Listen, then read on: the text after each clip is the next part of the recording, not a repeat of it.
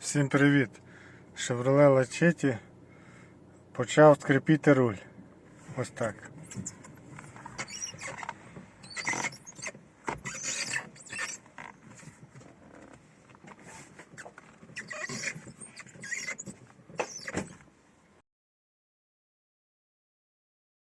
Коли будете відкручувати, зафіксуйте руль, щоб він не крутився.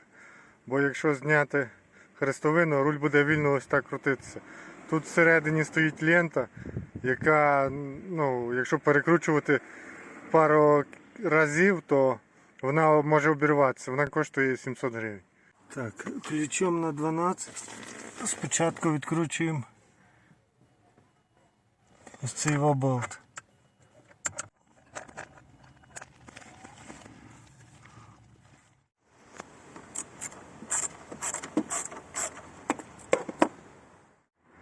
Так, щоб то зняти, прийшлося відкрутити бачок, щоб був кращий доступ. Ключом на 10 відкручуємо ось цей болт. Так, болт цей я відкрутив. Тепер ключом на 10 відкручуємо 3 болта.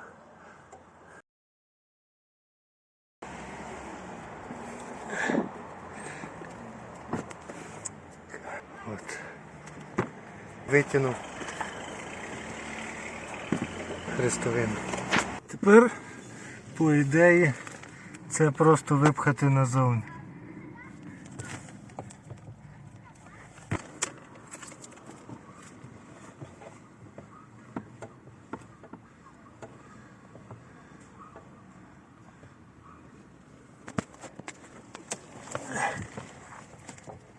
О, знялося. Це туди.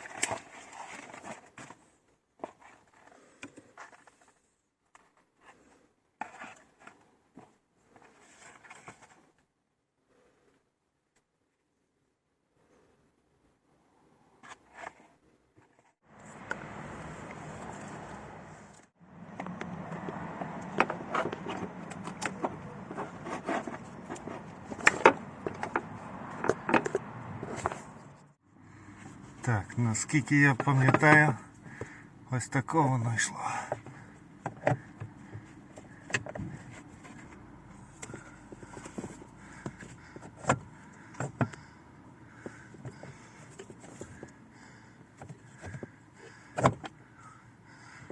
Поки що максимально запхаю, щоб легше було там біля мотора защелкнути.